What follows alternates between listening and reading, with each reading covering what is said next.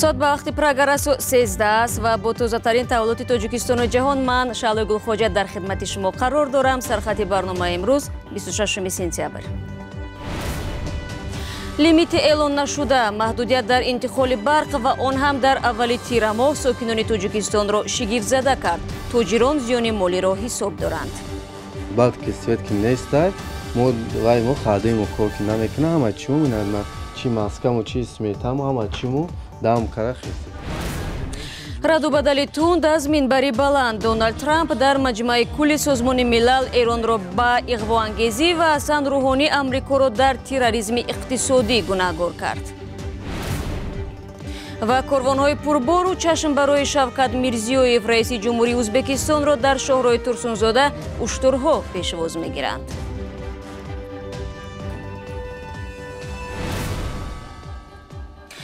лимит нест ва аммо барқ ҳам нест. хомӯш шудани нирӯи барқ дар соатҳои муайян мардуми бисёре аз минтақаҳои Тоҷикистонро ҳайратзада ва нороҳат кардааст.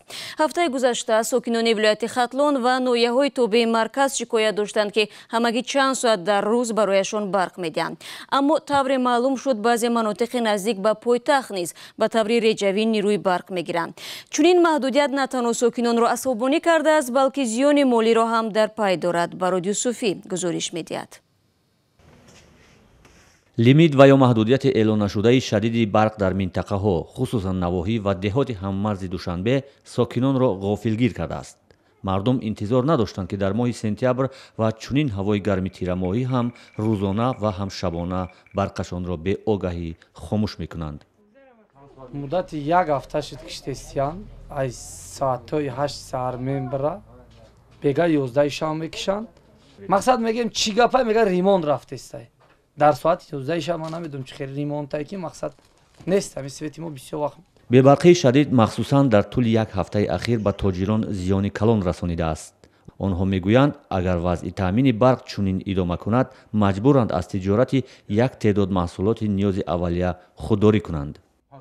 якним халадани 300-350 сомонира дина буровардем партофтем мо марожнико мо об шуданд. шаб мехезем ба умед мегем свет астай консенера дар гиро мекунем мерем мебинем бороҷ аз иштай на марожнико мо об шудай намедонем мо чӣ кор кунем. тақрибан ҳамаи деҳоти атроф ва марзи Душанбе ки марбут ба ноҳияи Рӯдакӣ аст ба ҳамин вазъ рӯбарӯ гардидааст. дарди сар эҷод кардани бебарқӣ дар бозорҳо рӯшан ба мушоҳида мерасад. Тоҷистандар мебия вақти бина ки маҳсулотон ки безебай намега ки шумо ки свет доред. вақти мега чи ба маҳсулотон безебай дам карда не ки сурокошон свеж ямаш ҳаст сурок не ки свет ки аз бад ки свет ки нестай мо хадиму кор ки намекунам, ама чиму минадма, чи маскаму, чи сметаму, ама чиму дам кара хистеста вақте ки свет ки набошад. бебарқии шадиди рӯзона рӯи зиндагии сокинон, махсусан дар таҳияи ғизо, анҷоми корҳои сохтмониву таъмир ва ҳар кори вобастаи ба барқ таъсир гузоштааст. аммо ширкати барқи тоҷик то кунун дар робита ба маҳдудияти эълоннашудаи барқ тавзеъи расмӣ надодааст ва ҳанӯз ҳам маълум нест, ки ин маҳдудият ба хотири чист ва то кай идома хоҳад кард. дар зимн ширкати барқи тоҷик неҳоде ки тақсими нирӯи барқро назорат мекунад яке аз калонтарин корхонаҳои қарздор маҳсуб меёбад. дар маҷмӯъ теъдоди коргоҳҳое ки ба ҷои фоида баръакс ба буҷа зиён меоранд кам нест. сабаби ғутидан ба бутлуқи қарз ва паёмадаш ба иқтисоди кишварро ҳамкоронамон аз телевизиони «Настоящее время» таҳлил карданд. сеяки корхонаҳо дар Тоҷикистон зиёновар ҳастанд. коргоҳҳои камдаромад асосан дар бахшҳои саноату нақлиёт ва сохтмону мухобирот амал мекунанд. яке аз қарздорони бузург ширкати барқи тоҷик аст, ки танзиму таъмини аҳолиро бо нирӯи барқ бар уҳда дорад. дар ҳоле ки ин корхона бояд аз фурӯши барқ даромади зиёд биёрад, баръакс 1.6 миллиард доллар қарздор аст. раванди бозсозии сохтори барқи тоҷик ки ҳоло ҷараён дорад бо ҳадафи раҳбарии беҳтари ин муассиса пиёда мешавад. дар айни замон зарур аст ки фишангҳоеро кор барем то ҳамоиши бештари барқи тоҷик бо низоми иқтисодии тоҷикистон амалӣ шавад. таҳлилгарон мегӯянд вазъи нохуби молии ин корхонаҳои давлатии Тоҷикистон даромади коргоҳҳои дигари истеҳсолиро зери соя мебарад. барои ба эътидол овардани вазъ мақомот қарзҳоеро ки аз созмонҳои байналмилалии молӣ мегиранд бо фоизи пасттар ба корхонаҳои давлатӣ медиҳанд. همچنین این کارخانه های کم ثمر از حساب مبلغ های بودجه نیز قرض میگیرند. مقامداران اصول پیش گرفته را درست میحسابند. ما هر سال мониторинг мегузаронем ва он нишон медиҳад ки то кадом андоза усули истифодашуда самаранок аст ва барои ҳалли мушкилот кӯмак мекунад. Бар асоси ҳамин баҳогузорӣ мешавад дар бораи тағйири усул ва ё идомаи он ҳарф зад. таҳлилгарон андози баландро сабаби қарздории корхонаҳо медонанд. нақшаи ҷамъоварии андоз ҳар сол зиёд мешавад. کارخانه‌ها نه تنها برای رشد استحصالات بلکه برای تعمیر و ترمیم نمودن تجهیزات موجوده نیز پول نمی‌یابند. از طرف دیگر بخش قابل ملاحظه درآمد را کورپسیا به اصطلاح فرو میبرد.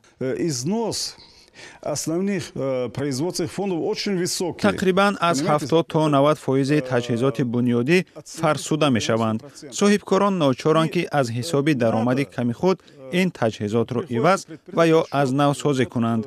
برخی از این تجهیزات هنوز 15 و یا 20 سال پیش فرسوده شده بودند و یا باید آنها را عوض می‌کردند. عملاً استحصالات عادی را نمی‌توان تأمین کرد.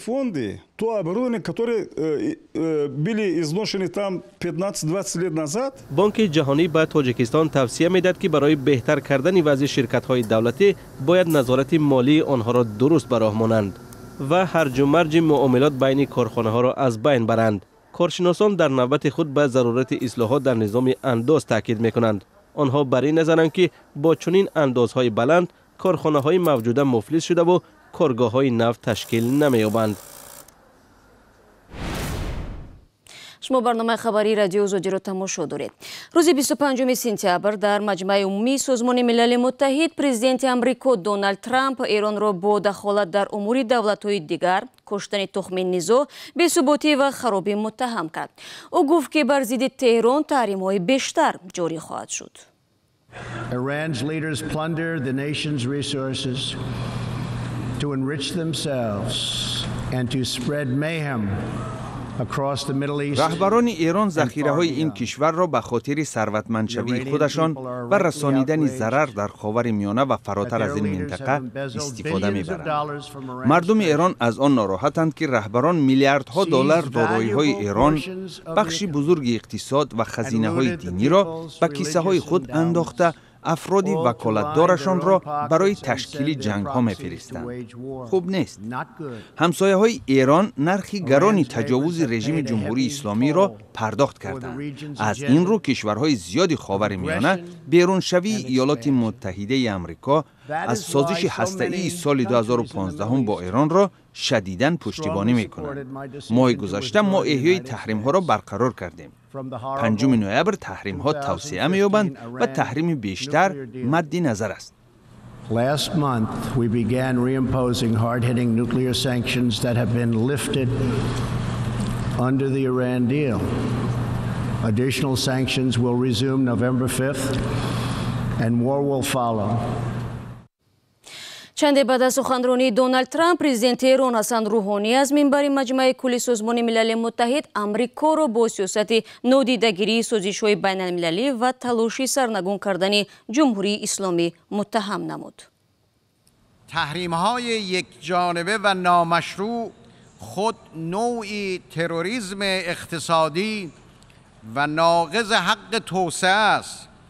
جنگ اقتصادی که آمریکا تحت عنوان تحریم‌های تازه آغاز کرده، نه تنها مردم ایران را هدف قرار داده، بلکه آثار زیانباری برای مردم کشورهای دیگر داشته و در روند تجارت جهانی اخلال کرده است. ارتجاع بزرگتر آنکه دولت آمریکا پنهان نمی‌کند که در پی براندازی همون دولتی است که خواستار گفتگو با آن است. حضور مشاورین نظامی ما در سوریه به درخواست دولت سوریه انجام شده و منطبق بر حقوق بین الملل و برای مبارزه با تروریسم است. در چند هفته اخیر بسیاری از شرکت‌های اروپایی و بین‌المللی از بیم آن که تحریم‌های آمریکا به آنها نیز ضربه نزند، از جمهوری اسلامی ایران بیرون می‌شوند. тоҷикистон ҳарчанд ба таҳримҳои амрико дар нисбати эрон ҳамроҳ нест, вале чанд сол ба ин тараф муносибаташ бо ҷумҳурии исломӣ ба сардӣ гароидааст. ахиран ширкати ҳавоии эрон Осмон Эйр ба дар ин намояндагиаш дар душанбе қуфл задааст. масъулони Осмон Эйр гуфтанд ки тасмим сабабҳои иқтисодӣ дорад ва ҳоло барои барқарор кардани парвозҳо бо ҷониби Тоҷикистон вориди гуфтугӯ ҳастанд. мавзӯъро Искандари Фирӯз идома медиҳад. ин дафтари намояндагии созмони ҳавоии Осмон Эйр аст ки аз солҳои 1990 ба ин сӯ дар Тоҷикистон фаъолият дошт, вале охирин парвози ин ширкат 21 сентябр сурат гирифт ва баъд аз он дарҳои намояндагии ин ширкат дар душанбе баста шуданд. феълан тибқи иттилои дарёфтӣ гуфта мешавад ки ин ширкат дар баёнияи худ ба меҳмонхонаи Тоҷикистон навиштааст ки ба далели анҷоми муҳлати шартнома фаъолияти худро қатъ мекунад, вале тибқи иттилои дарёфтӣ ин ширкат гуфтааст ки парвозҳояш ба Тоҷикистон ба далели судовар набудани ин парвозҳо қатъ карда мешаванд. қаблан ин ширкат аз душанбе ба шаҳрҳои Машҳад ва Теҳрон ҳафтаи 2 парвоз анҷом медод ва муштариёни зиёд дошт, зеро алоқамандони зиёрати сафар ба шаҳри Машҳади Эрон аз миёни сокинони Тоҷикистон зиёд буд. ин дар ҳолест ки солҳои охир муносибати Тоҷикистон ва Эрон рӯ ба сардӣ неҳода ва дар равобити ин ду кишвар мушкилоти зиёд мушоҳида мешавад.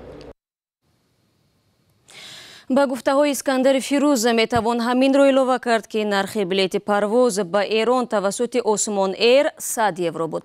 аммо ширкатҳои тоҷикӣ ҳамин хадамотро бар ивази 350 евро пешниҳод мекунанд.